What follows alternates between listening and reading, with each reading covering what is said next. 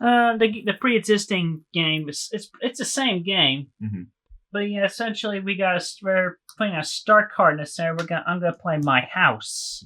The start card is essentially the author or centerpiece of the whole fan fiction. Twilight Sparkle is Equestria's most prolific and horrific fanfic author. She ships herself, her friends, and her family together regardless of relation, orientation, or harmonious mane and coat color combination. In order to help fulfill Twilight's dream of writing the perfect fanfic, you take turns expanding the shipping grid, joining new ponies with ship cards. If you are first to make one of Twilight's narrative goals a reality, you earn the points for that goal. Of course, you also earn the shame of enabling Twilight's horrible penchant of shipping her friends, but nobody's perfect.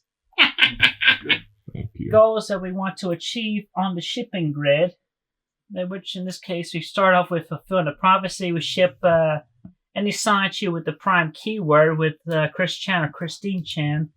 We get 3 unicorn ships on the unicorn on unicorn ships. So that's there's my daddy. What kind of animal? He's a Sonichu. And then each player gets 4 ponies and 3 ships. That's their starting hand. Each player plays at least 1 card from your hand at the end of the turn.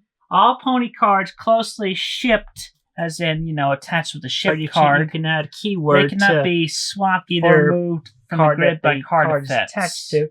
And all pony cards shipped with that one cannot be discarded from the grid.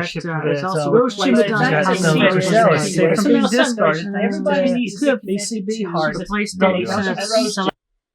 I told you it gets crazy. Yeah. Using his Sonichu character, which he created in high school, Chris began to expand his fictional world, added new characters, and got to work making a comic to tell their stories. And in March of 2005, Sonichu number 0 was released onto Chris's website, with the now iconic cover of Christian telling his creation to go out and zap to the extreme. It also boasted that the publication was hand-drawn, a fact that Chris clearly took great pride in. This is because while most webcomics are drawn digitally using a tablet, Chris did not have access to that sort of equipment, forcing him to draw on printer paper with pencils and markers. The art in Sonichu was crude and amateurish, which of course became one of its most defining features over time. On top of that, there were frequent spelling and grammatical errors, another staple of his work. Sonichu did not tell one story per issue. Instead, each installment was broken up into several smaller tales, referred to as episodes. Episode 1, titled Sonichu's Origin, explained how the titular character came to be. As the story went, while fighting the monster Perfect Chaos, Sonic the Hedgehog collided with a nearby Pikachu that was watching the battle, transforming it into Sonichu. Meanwhile, a beam of rainbow energy hit a Raichu 15 miles away, causing it to evolve into a new form. The Raichu's trainer, a girl named Kel, stated that her Pokemon looked as beautiful as a rose, leading her to choose the name Rosechu. This episode was one of the earliest examples of Chris's poor understanding of copyright law. Despite him having created the Sonichu character to claim parody, he still tied his backstory in with intellectual property that he did not own. However, this did not stop Chris from putting his own copyright notice on the comic. At the end of episode 1, Chris took readers on a small tour through his fictional town of Quickville, of which he was the mayor, and introduced them to the cast of characters they would be meeting in future issues. At the very end of this section, Chris introduced himself, where he included the uniquely Chris Chan line, "I am also single, lonely, and I need a girlfriend." Episode 2 was an adaptation of Chris's old story, Genesis of the Lovehogs, telling the tale of Sonichu and Rosechu meeting each other and falling in love.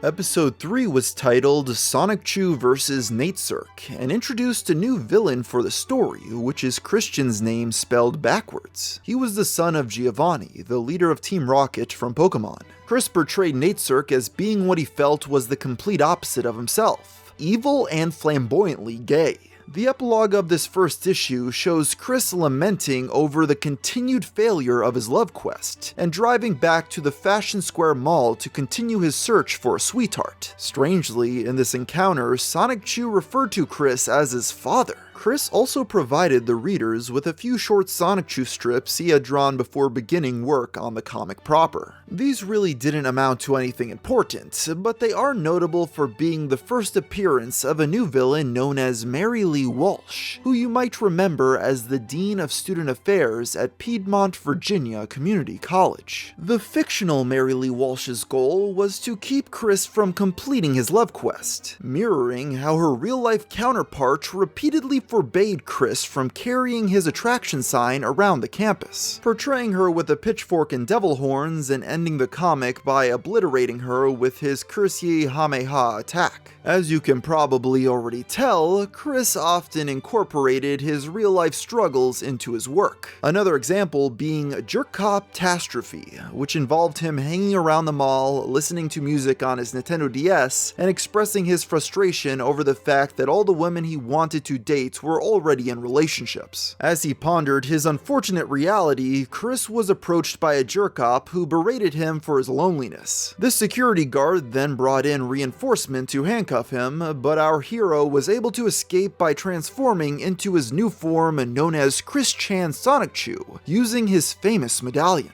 This appears to be the first ever use of his now famous moniker, Chris Chan. As Mr. Chandler began writing his comic, so too did he continue his love quest at the Fashion Square Mall, now under the supervision of his parents following prior confrontations with the JerkOps. He would spend hours pacing around carrying his attraction sign, hoping a girl would approach him. Eventually, Chris did attract the attention of women, though probably not the kind of attention he was hoping for. The first of these ladies was a 19-year-old named Anna McLaren, who detailed her experience with Chris in a blog post titled "The Tale of the Crazy Pacer." According to her, she would often see a 20-some-year-old autistic man making his rounds while she was at work, and he would occasionally glance through the window of the store to look at her along with fellow female employees. On a dare, Anna began to wave at Chris as he walked by, which quickly escalated when he entered the store to talk to her. He attempted to flirt, and she responded as politely as she could before the conversation ended with Chris giving Anna his email address. Despite the circumstances of how they met, the teenager would go on to become one of Chris's longest-running real-life acquaintances after this encounter. The second of Chris's love quest triumphs was a young woman named Hannah in March of 2005. While he was taking a break from his search for a boyfriend-free girl, she reportedly approached Chris and asked him out on a date. This made the autistic man ecstatic, believing that his years of carrying an attraction sign had finally paid off. Of course, he had to tell everybody he knew about this exciting development, and that included his new friend Anna McLaren. However, she knew something Chris didn't. Hannah had no intention of dating him and had merely asked him out as a prank. Chris was shocked by this revelation and immediately went to confirm it with Hannah. Upon admitting to what she had done, Chris was devastated and loudly yelled, "No!" in the middle of the mall. This disturbance earned Chris yet another temporary ban. These events were retold in his Sonichu comic, The Rise and Fall of My Heart. In this version, Anna's role was replaced by Rosechu, and perhaps more notably, Chris's emotional state was visually portrayed by a heart level. It begins with him at 20%, but when Hannah asks him out, it skyrockets all the way up to 100%. However, when her cruel trick is revealed, it plummets back down to 15%. Throughout many Sonichu issues, Chris had drawn ads to replicate the look of a real publication. The most notable of these was the ad for Axe body spray in Sonichu number 2. He made no secret about his love for the product, likely buying into its ad campaign that showed its wearers being irresistible to women. Chris states that Axe makes him feel quote-unquote scently delicious and confident. However, the main concern is found in Sonichu and Rosechu's conversation near the bottom of the page, which seems to imply that Chris believes wearing Axe is a suitable replacement for bathing. It also includes Rosechu asking the baffling question, "May I orbit your belt?" As the Sonichu comics continued, Chris introduced his childhood friend Sarah Hammer as a character, as well as her boyfriend at the time, Wes Isley. In the story, the three of them are all given the ability to transform into hedgehog versions of themselves. Chris makes no secret about his jealousy towards Wes, writing him as a villainous character, and another one of his many personal rivals. He dedicates an entire page to a discussion between the two, in which Chris talks about how jealous he felt during an incident in which he saw Sarah sitting on Wes's lap. In this confrontation, Chris portrays himself as very honest and mature, while Wes comes across as cruel and selfish. As you've probably been able to figure out at this point, these episodes were Chris's main way of coping with his problems. Rather than try to learn from his mistakes, he would instead take no personal responsibility, and create his own reality in which he was the victim, and the world was out to get him. Because of this, similar situations of Chris having run-ins with others such as law enforcement would happen over and over, with him seemingly learning nothing each time. However, this eventually came to an end around mid-2005, when Chris's mother Barbara told him to stop adding these personal details to his comics, since she wasn't fond of the idea that their personal life would be shared on the internet. Chris agreed, and decided to officially end the autobiographical subsections with Sonichu No. 4 in September, a compilation of all the previous personal sections of his work, as well as a few new ones. Funnily enough, Sonichu No. 4 was released almost 6 months before Sonichu No. 3. The first of this final batch of real-life reenactments was the two-part story McAttack, in which Chris had been kicked out of a McDonald's for loitering, allegedly once again trying to do his old attraction sign trick. In true Chris Chan fashion, this retelling portrays the managers as aggressors while Chris is simply an innocent victim. By most angles, McAttack is fairly standard as far as early Sonichu goes. However, there is one element that makes it stand out. About halfway through the story, Chris summons his twin sister Crystal to help him in the battle. Of all the bizarre creations that were spawned in the Sonichu universe, Crystal ranks amongst the strangest, and her inclusion in the story confused many. You see, most of his characters have a real-life counterpart, but Chris didn't have a sister. Many theorize that Crystal represented a female version of Chris, since in McAttack, Crystal stands up to the Manijerks who are harassing him. Sonichu No. 4 concludes with the story of Off Target. This was Chris's dramatic retelling of a real-life incident that happened in July, in which he was once again confronted by JerkOps while carrying around his attraction sign, but this time in Target. Unlike most of the other events of this nature, things quickly escalated to the point of the police being called. Chris ended up getting arrested and charged with disorderly conduct and trespassing, although these charges were dropped after 2 court hearings. Nonetheless, this event obviously traumatized the entire Chandler family. Despite his mother's wishes, Chris continued to write about his real life frequently in his comics, though just not as on the nose as before. Sonichu No. 5 focused once again on Chris and his never-ending love quest, containing the story of the recent wedding of Sarah Hammer to a man named William Spicer. While it's laid out in rather confusing terms, the dialogue in this episode states that Chris is only attending the wedding in spirit, implying that he was not invited. However, an image does exist of Chris and Sarah posing with her wearing a veil, seemingly meaning that, even if he was not at the wedding, he saw her shortly before or afterward. While obviously nothing can be said for certain, Chris seems happy for Sarah in the picture, and that is reflected in the comic. The story is actually fairly mature by Chris's standards, as he lets go of his crush and accepts that they will not end up together. Upon this issue's release, it seems that Christian was actually making progress, although that may be due to the fact he had his sights set on a new potential sweetheart. As one door closed, another seemed to be opening, as the comic ends with Chris catching the bouquet as Sarah throws it, traditionally meaning he will be the next to get married. Coincidentally, in this story, Chris also introduced a new character, Sailor Megatoon. And in the very beginning of the comic, he credits her creation to his friend, Megan Schroeder.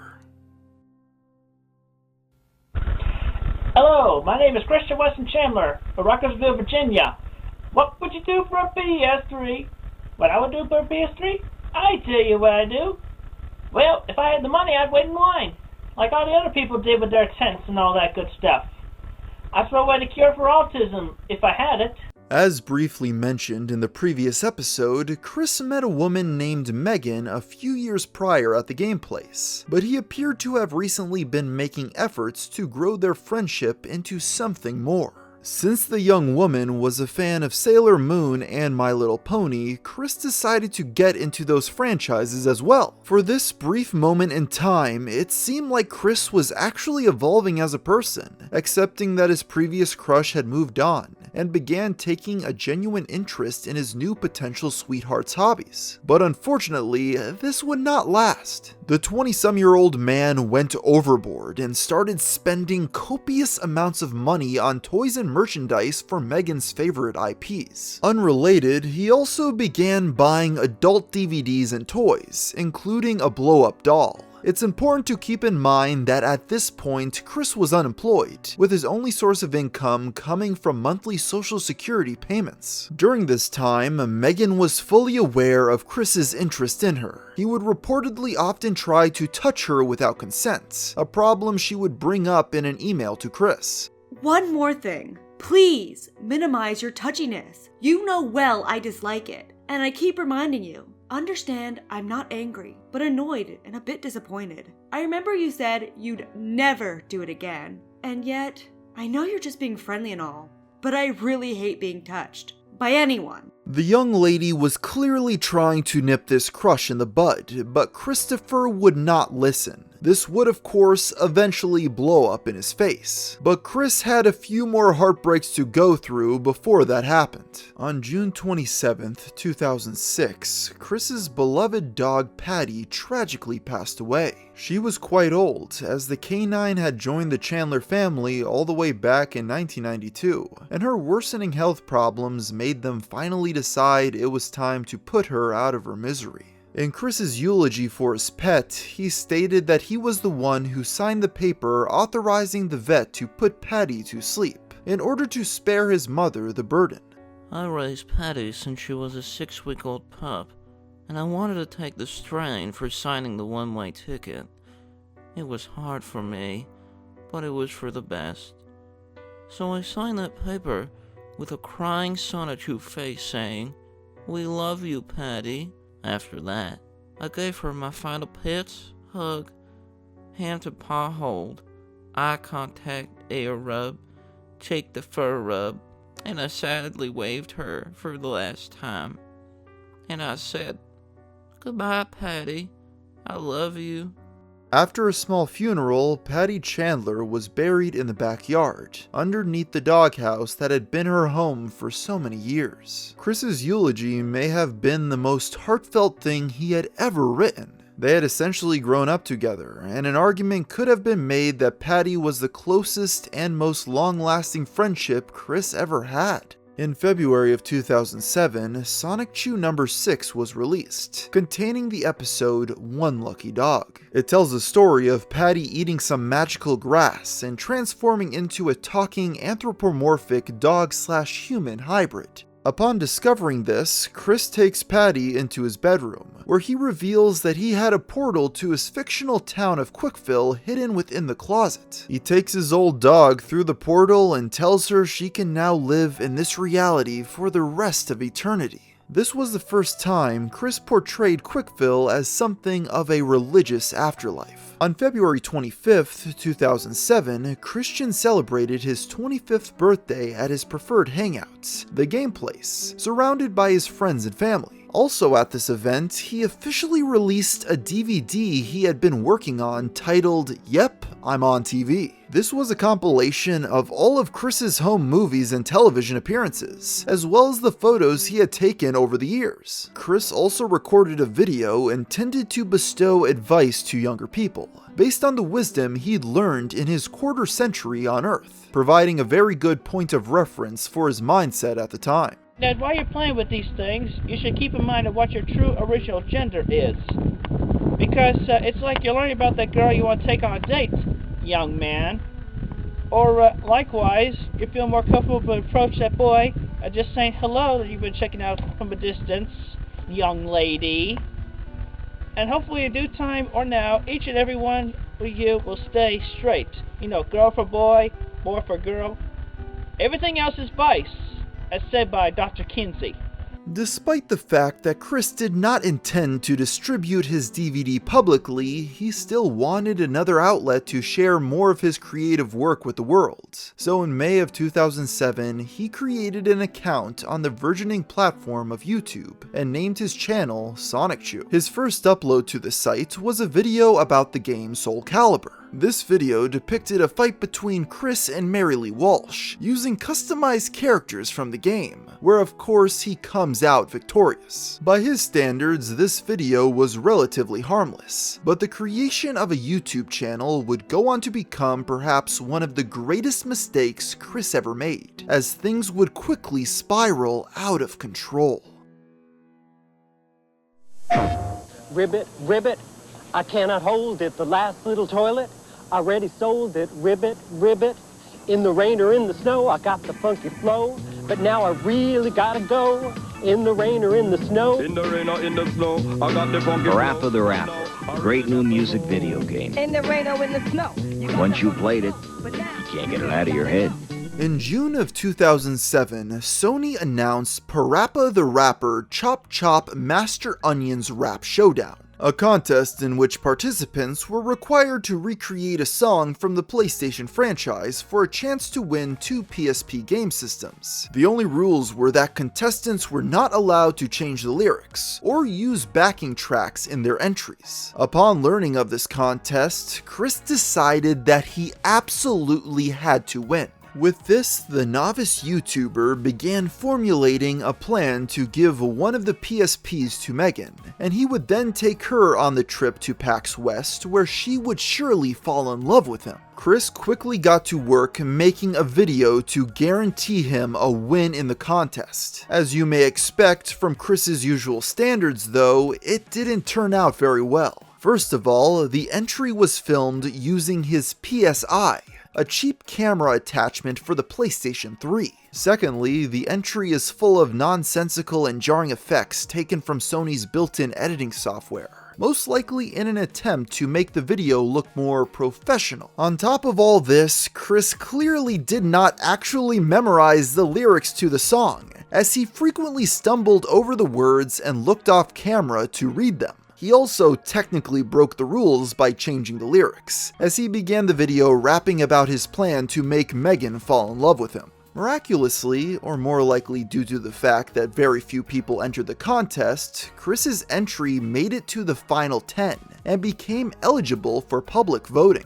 This would be the start of an aggressive marketing campaign, as he tried to win through any means necessary. He began posting ads to his website, encouraging the readers of Sonichu to vote for him. He also started handing out flyers to patrons at the game place in order to earn more votes. In addition, Chris also began emailing all of his old acquaintances asking for help.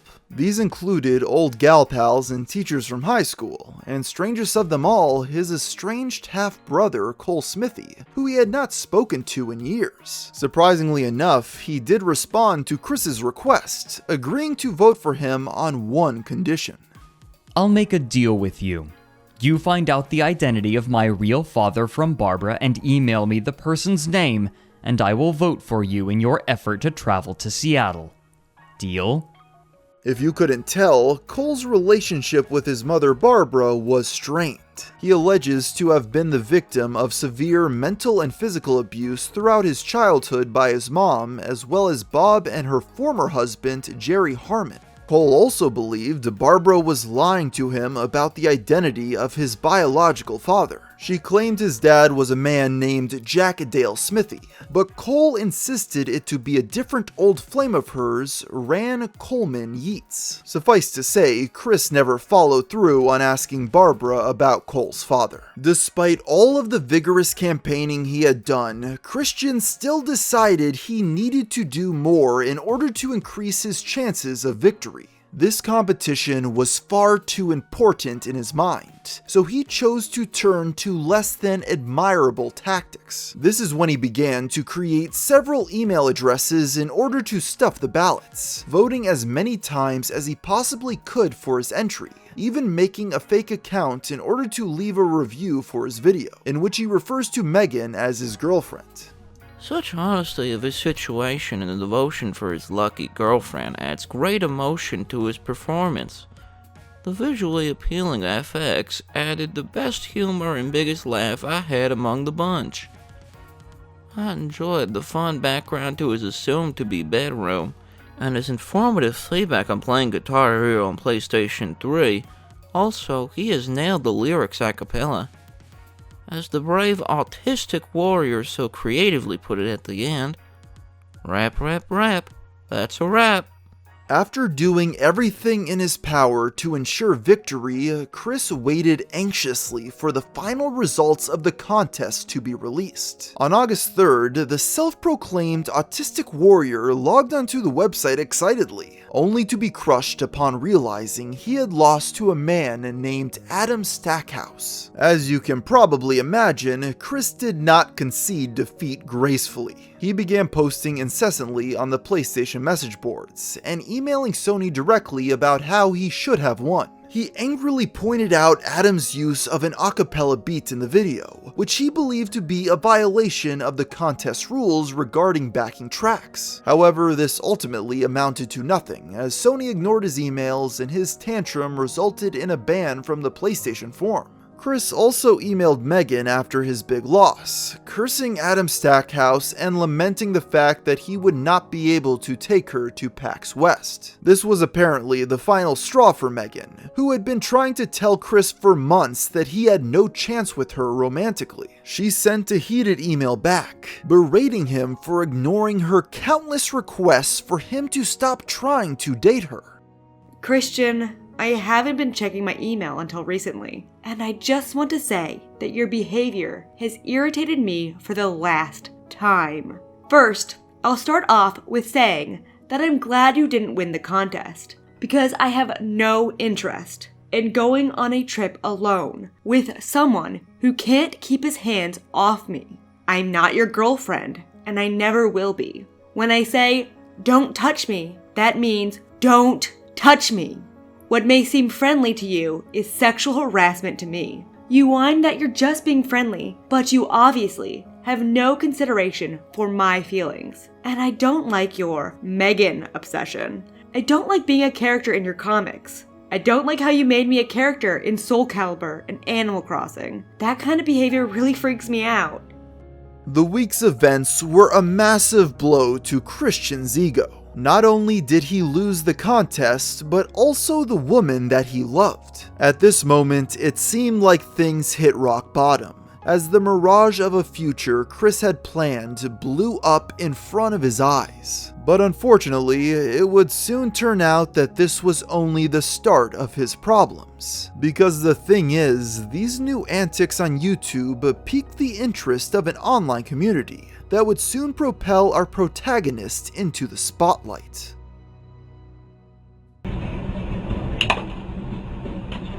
And that is how angry I am at Adam Stackhouse, Apraluski, Rudell, and Surya Butchwald. They should have been disqualified because they had music and more than one person in their Freakazoid videos.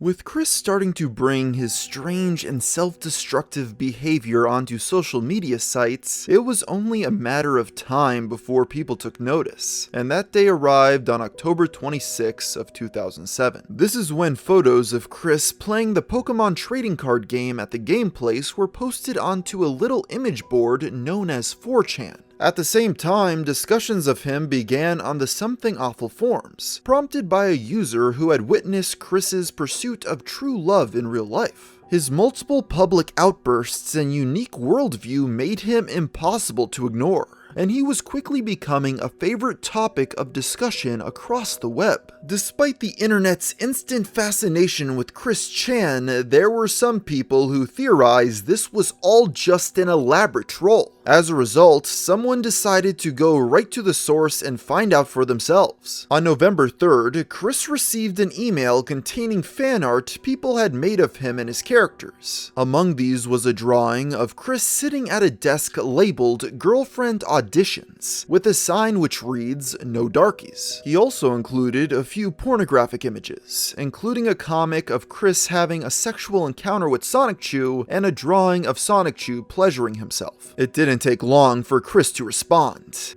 I am feeling great detest towards the other two. Sonichu and I are not of that nature at all. If you would like to make it up to me, though, please draw a strip of Rosechu stripping for Sonichu. I am straight, damn it. I will not be veered in any other disgustingly grotesque direction. The sender quickly apologized for the art and sent Chris the comic he had requested of an intimate moment between Sonichu and Rosechu. The one catch was that in this picture he chose to depict Rosechu with a penis rather than female genitalia. Chris may have been upset before, but this drove him completely over the edge. Rosechu is a girl. She never had a frickin' pickle. If I see one more frickin' pickle, and you may spread this quote to other adult fan artists, I will create you in Soul Calibur 3 and beat you up like there's no tomorrow. If there was anyone who remained unconvinced as to whether Chris was legitimate, this response was what finally made the trolls realize they had struck gold. Shortly thereafter, a man named Jason Kendrick Howell created a page about Chris on Encyclopedia Dramatica, a wiki dedicated to the discussion and mockery of strange internet figures. Chris now had the kind of undivided attention that most people would do their best to avoid. He would need to choose his next moves carefully if he wanted the trolls to go away. Unfortunately, he did not do that. A few days later, Chris posted a video directed at the users of Encyclopedia Dramatica, although he quickly detoured from the original topic and began rambling to the camera about his life. He talked about his supposedly proud lineage, bringing up his Cherokee ancestors, as well as the fact that he was descended from Anne Boleyn and some travelers on the Mayflower. He also discussed his various hardships throughout life, such as his early schooling and his inability to find a girlfriend. It's unclear what Chris hoped to gain from this. Perhaps he wanted sympathy, or maybe he thought this information would make the trolls respect him. He concluded by requesting that the ED page of him be taken down, or at least edited to portray him in a more flattering light. Not only did this request not stop the deluge of trolls, but it only furthered the negative attention coming his way. People continued making fun of Christian and posting to the Encyclopedia Dramatica page, much to his frustration. Things hit a boiling point only a couple days later when an old graphic internet shock image known as Goatsy was uploaded to his wiki entry with the caption, "The true brains behind Chris Chan." This sent Chris into a fit of rage as he went to his ED page and began editing it as he saw fit. Bizarrely, many of Chris's edits revealed a lot of embarrassing information about him that had previously been unknown to his detractors, such as the fact that he used a blow-up doll, and how he truly believed his Sonichu medallion gave him special powers. Chris concluded his session by uploading a number of pornographic drawings he made in an attempt to prove his heterosexuality. Most of these were just pictures of his hedgehog characters, but there were a couple particularly shocking ones that stood out from the rest. Namely, these were a naked drawing of Mary Lee Walsh and a picture of Chris pleasuring an unidentified girl while giving a thumbs up to the viewer, later named She Came for Quick. At first, many of the trolls believed the girl in the drawing to be Chris's fictional sister Crystal, based on their similar appearance. A few jokes were made about it, and things continued like this for months. Eventually though, someone would come along and recognize the true identity of the girl in the drawing, taking the entire situation from bad to worse. This occurred in March of 2008, when Megan discovered the She Came for Quick drawing, and was immediately horrified, recognizing the girl as herself. She immediately emailed Chris, stating her disgust with what he had drawn, and requesting that he remove all mentions of her from the internet. Chris soon responded, apparently misinterpreting what had upset her about the drawing. He seemed to believe that her shock came not from seeing such a vulgar image of herself, but instead from her lack of sexual experience. He decided to offer her some resources she could use to better educate herself, which included recommending she watch The 40-Year-Old Virgin.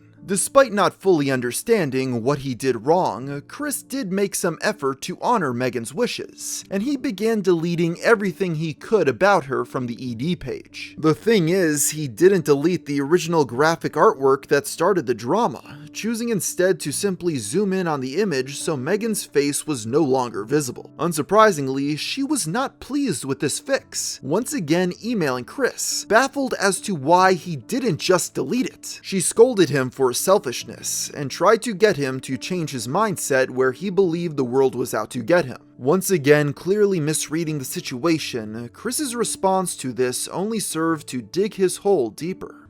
Megan, I am sorry for uploading the drawing, and I really wish I could go back in time and stop myself from making the mistake. Yet I do not regret drawing the drawing, because if I hadn't released my frustrations in this creative sense, I might actually have done something really dumb and stupid.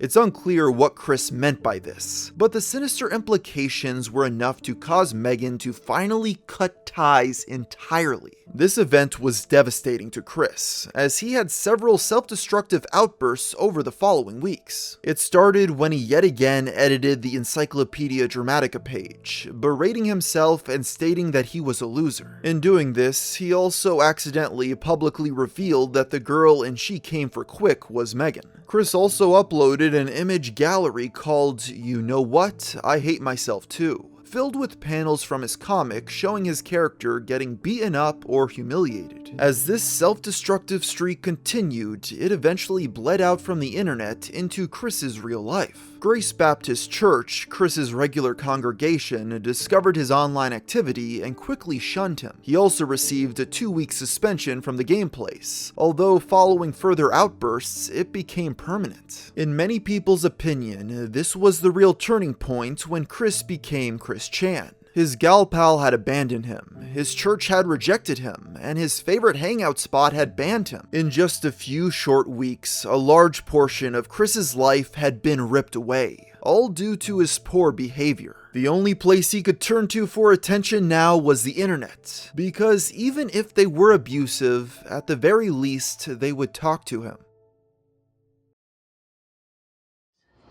To the one called Jason Kendrick Howe, for he is, and I quote, in an email he sent me, the creator of the Encyclopedia Dramatica ED page for me. And he states further, my, you seem rather angry about it in your last YouTube video. A few months ago you asked me why I made the page for you. My reason? You were too damn funny to ignore. In August of 2008, Chris released a couple more videos addressed to Encyclopedia Dramatica, in yet another ill-conceived attempt to fight back. In these uploads, Chris angrily blamed the site's contributors for ruining his relationship with Megan, saying that they broke the emotional bond between them. He once again demanded removal of the page, holding the release of Sonichu number 7 in limbo until he got what he wanted. Despite his anger at the internet for driving a wedge between him and Megan, Chris seemed far more upset about the misconceptions people were spreading about his sexuality. A great deal of his time online was spent firmly establishing how much he hated seeing male genitalia, and how he preferred female genitals, which he referred to as China.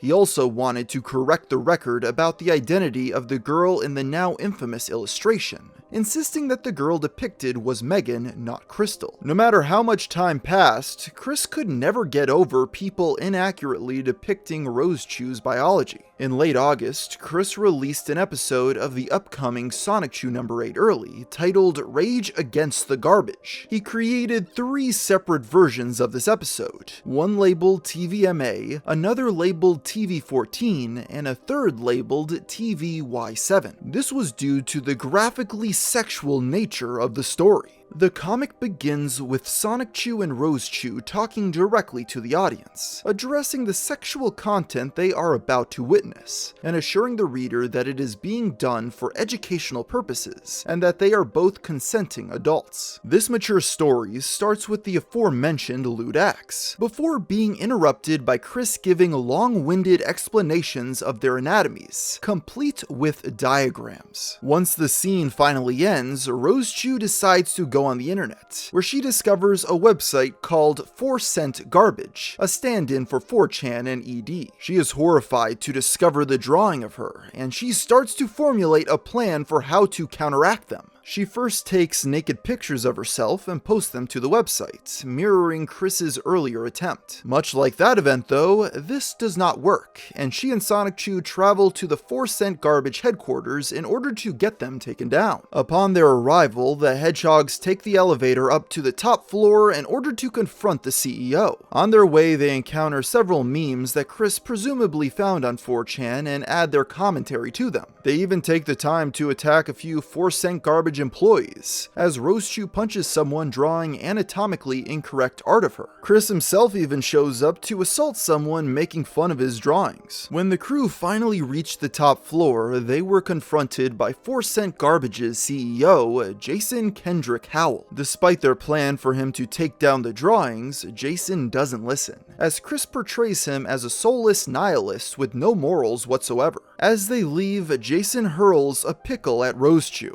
This sends her into a fit of blinding rage, as she furiously strips nude and throws herself at Jason, beating him nearly to death. However, she steps away just before the killing blow, letting him live to troll another day. In the epilogue, Rosechu gathers together all of the comic's other female characters in order to do a nude photo shoot to stand in solidarity against the trolls. It's here where Chris introduces a new character named Zapina, a 14-year-old girl who asks if she can model for the pictures. Rosechu turns her down though, saying that quote-unquote dumb laws would prevent it. As time progressed, Chris posted more and more vlogs about his feud with Encyclopedia Dramatica, and his YouTube channel became his primary outlet for talking to the internet. Just a couple days after his initial 2 releases, he posted another vlog celebrating his victory over ED, as the website had to go down throughout the day. Chris believed that this was his doing, as he had rallied his fans to conquer his enemies. In reality, however, the website had been going down due to unprecedented levels of traffic, as more and more people began flooding in to read about Chris's antics. And as interest grew, trolls began devising new ways to mess with Chris, just to see how he would react. An early example of these more elaborate pranking attempts came a little later in August, when someone calling themselves JK Productions messaged Chris, telling him that he was working on a Sonichu video game.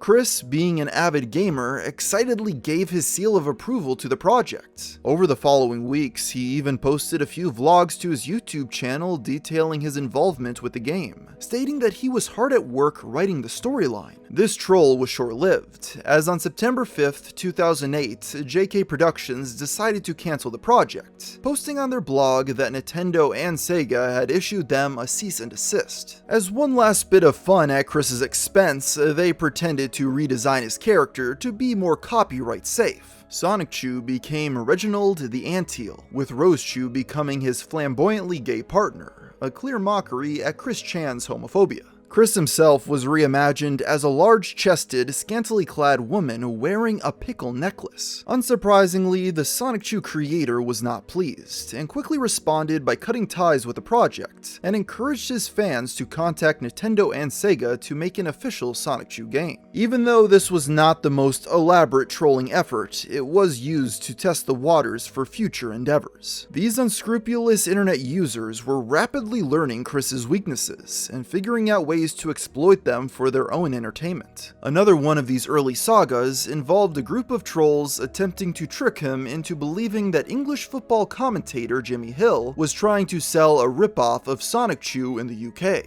They went to great lengths to convince him of this, creating fake ads for Sonichu toys and putting bootleg copies of his DVD on store shelves. They later upped the ante by claiming that Jimmy Hill was developing his very own Sonichu animated series, in which the titular character was gay and his parents were Jimmy Hill and Mary Lee Walsh. The cartoon's villain was a giant robot, the design of which was based on Chris himself. Just as they hoped, Chris believed every word of this lie. He addressed it in multiple update vlogs, most notably one where he laid out all the evidence to prove he was the original creator of Sonichu and not Jimmy Hill. The trolls had a good laugh at this and did not push the Jimmy Hill saga much further. They had learned what they wanted to know, which is that there wasn't a limit to what Chris would believe, and this opened the door to many new possibilities. At around the same time period as the Jimmy Hill saga, a new group of trolls decided to prey on Chris's desire for a sweetheart by creating a fake woman for him to fall in love with.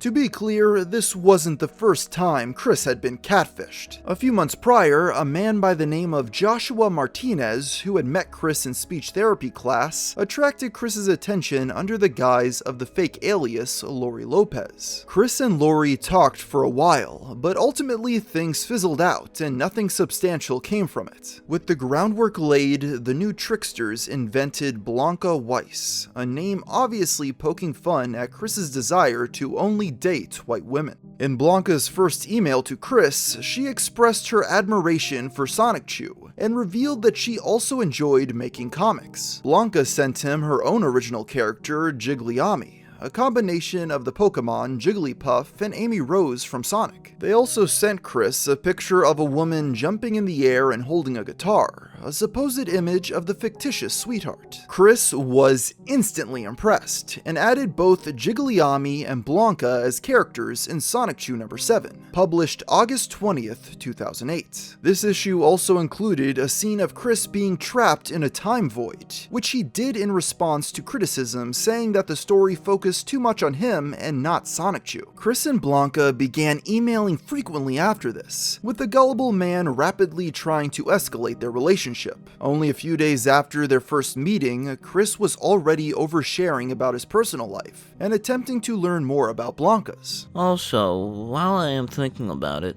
I wanted to ask you about how you feel about porn in your humble opinion. Honestly, and confidentially between you and me, I see the official videos from companies such as Adam and Eve not solely as a turn-on, but as a good education of what may be done during the act. I also appreciate it more as a virgin because it allows me to create a better idea for when I actually do it for my first time. And obviously, I have seen a fair share in my adult years. In these emails, Chris also fabricated a few details about his life, such as saying he had made up with Megan and was at peace with Encyclopedia Dramatica. The latter of these two claims was immediately disproven later in the correspondence, as he went on an angry tirade about their continued misrepresentation of Rosechu's gender. I just wanted to let you know that I have finally got use for the ED page being there, so I am able to tolerate its existence. The major thing about that page that really grinds my gears is all the lewd, slanderous parodied images of my Rosechu. She is all woman. She was born with and still has her God-given vagina and both ovaries. The trolls had Chris right where they wanted him, controlling his anger with the ED page and his love life with Blanca. Soon enough, though, the snafu artists behind Chris's fictional girlfriend would get a wrench thrown in their plans, when a new troll named Lord Silly Nipples created a MySpace page for Blanca without their involvement. He added Chris and quickly appealed to his well-known desperation for intimacy, asking him if he would like to exchange nudes. Unfortunately, Chris did not see through the lie, and sent multiple naked pictures of himself to the imposter of his already fake girlfriend. This led to September 11th, 2008, when Lord Silly Nipples dumped Chris's nudes onto the internet, and changed the profile picture of his Blanca MySpace page to one of a black man, wearing a pickle costume. In response, Chris posted a video addressing the nudes, sadly admitting that the woman he had believed to be his first real girlfriend had been in fact a troll. He decided this gave him free rein to claim Jigglyami as his own character, as presumably he liked her too much to write her out of the comic entirely. The original trolls behind Blanca began scrambling as they were not yet ready to give up their ruse. They managed to talk Chris into partaking in a Skype call with them, where a female troll named Nurse Iki-chan played the role of Blanca. This was enough to once again convince Chris of the character's validity, and he posted another video proclaiming that she was real after all. This would not be the last time nude images of Chris were posted online. Only a few days later, trolls managed to figure out the password to his YouTube, MySpace, Facebook, and email accounts. It was at this point that they found more photos meant for Blanca, including one of Chris wearing his mother's underwear, and another of his genitals with Sonichu drawn on them. After the loss of his first YouTube channel, Chris was forced to create a new one. Lord Silly Nipples was still not done with his shenanigans either, as later that month he emailed Sonichu's creator under the guise of Chris's high school gal pal Tiffany Robinson, asking for a copy of his Yep, I'm on TV DVD. Upon receiving it, he quickly uploaded all the contents to the internet, although it really only consisted of old home movies and family photos. Among these was a picture of Barbara taking a nap. This image inspired trolls to give her the nickname Snorlax, as they believe she resembled the Pokemon of the same name. The apparent success of these early trolling sagas began to attract the attention of more and more internet users, who were curious to see if catfishing this man really was as easy as it seemed. Throughout September, Chris began talking to several more people pretending to be women who were interested in him. The first of these girls was named Sarah Jackson, who first approached Chris by telling him that her autistic little sister, Rose, was a big fan of Sonichu. Chris did show some affection towards her, but ultimately nothing came of it. The creator of Sarah would later decide to kill her off by saying that she was hit by a truck, an event which Chris had very little of an emotional response to. In this era, there was also Jessie Ruddy, another catfish who Chris showed a bit of interest in,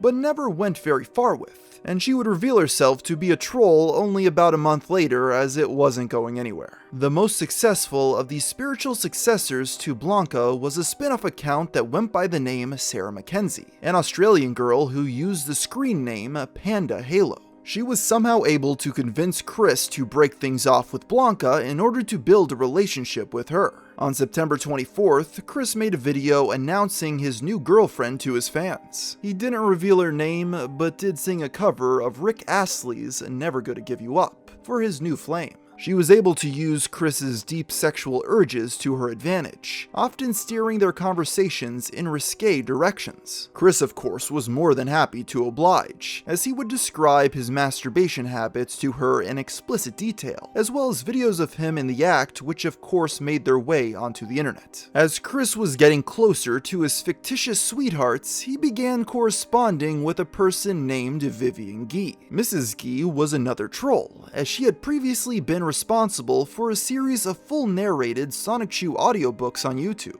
Despite how she had previously been making fun of him, here she seemed genuinely concerned for his well-being, as he was sucked deeper into the vortex of lies created by 4chan and ED, sending Chris multiple emails begging him to see the truth of what was going on, and to make efforts to improve his real life.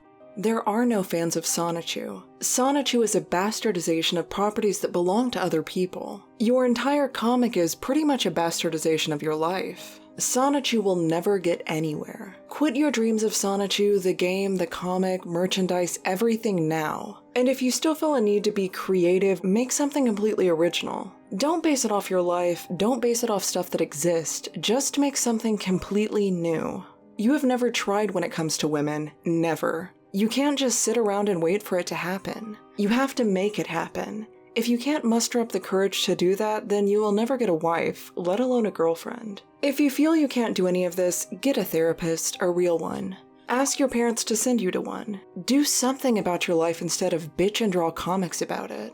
Other than Megan, this was the hardest anyone had ever tried to show Chris the error of his ways. While harsh, it clearly and plainly laid out everything Chris needed to do to get his life back on track. Perhaps if he had followed her advice, this story would have ended here. But alas, it was too late. Chris was already caught in a tangled web of lies by the trolls. As Chris's multiple fake relationships grew more complicated, his love life would soon receive another curveball. At the end of his eventful September, he messaged Blanca over Skype, telling her about a dream he had, claiming a voice spoke to him saying the name of his true sweetheart, and that the name was Blanca Weiss. Taking it as a sign from God, Chris broke up with Sarah and returned to Blanca, declaring his undying love for her. It should be known that Chris and Sarah remained on friendly terms after their breakup, as she even created a fan site called Sonichu Fans later in October, which Chris would post on semi-frequently. As a symbol of his commitment to Blanca, Chris sent her a package containing his Sonichu medallion, as well as a handwritten letter about his love for her. The contents of this package were quickly posted on Encyclopedia Dramatica. It should have become obvious to Chris that Blanca was a troll, but he simply couldn't see the truth of the matter, as on October 9th he posted a video insisting that Blanca was legitimate, and that the package had simply been intercepted by detractors. He also claimed that Blanca had, at some point, reclaimed the package and mailed his Sonichu medallion back to him. He proudly showed off his prized possession, complete with the markings proving that it was the original. The trolls were not fooled, as they knew that he did not really get the medallion back, and this was merely a replica he made to save face. This video ends with a strange, out-of-place segment where Chris states that he had been sponsored by Sony, followed by a short ad for the game Little Big Planet. This section came out of nowhere and had nothing to do with the rest of the video other than showing that he was back on good terms with the gaming giant after the competition debacle. In response to the whole ordeal, Chris posted a short comic story on October 15th, 2008. This episode was a preview for Sonichu number 10, though bear in mind, at this point he had not even fully released Sonichu number 8 yet. The episode follows Chris in the form of Chris Chan Sonichu, conducting a one-man assault on the 4-cent garbage building.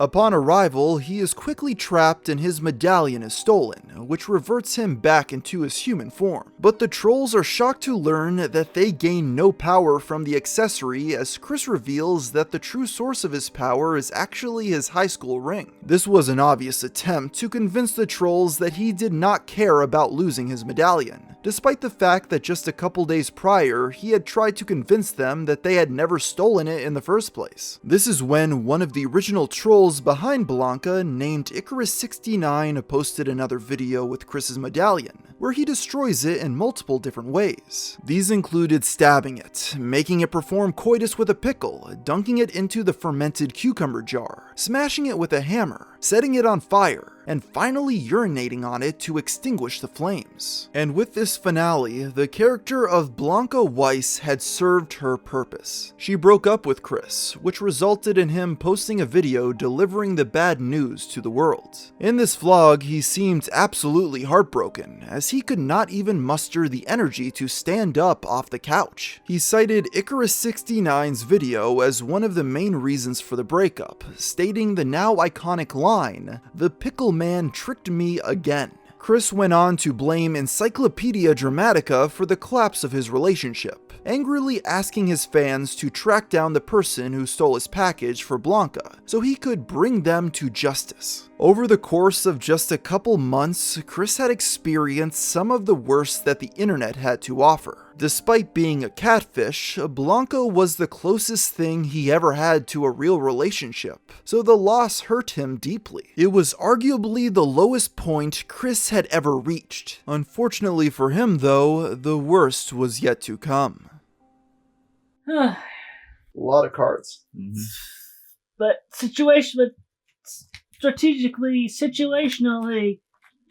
that's why I want to do some shipping breakups. Are people able to bring their own decks into this game? Yeah. Multiple people have this Well, decks mostly, in one round? Yeah, I figured out a rule where, like, you could have two compete. You could have one deck playing against the other. That's a set of rules I came up with to add to this. You would think that they would get mixed up too much. Yeah. All right. Are there any places around Charlottesville that where you can play this game with people? The end games for one. If okay, yeah, if you can get back in there, yeah. Yeah. All right. The Black Moon. On the Black Moon with Jacoba is some autism. Oh, autism me. Yeah. Mm-hmm. Oh, never heard of that one. That's something. I made up that me. Just has got a weird disfigured face, but yeah. Plays a lot of trade cards in this game. What? Are we allowed trade cards? Yeah, I do believe so, but you don't have randomized booster packs or anything like that. Like during a game. Oh no. Oh. Okay. So now you can actually add to that.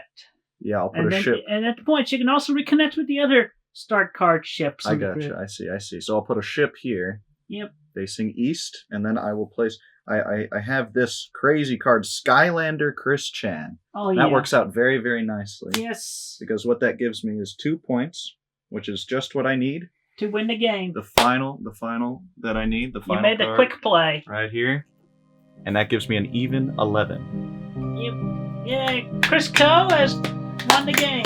Yay!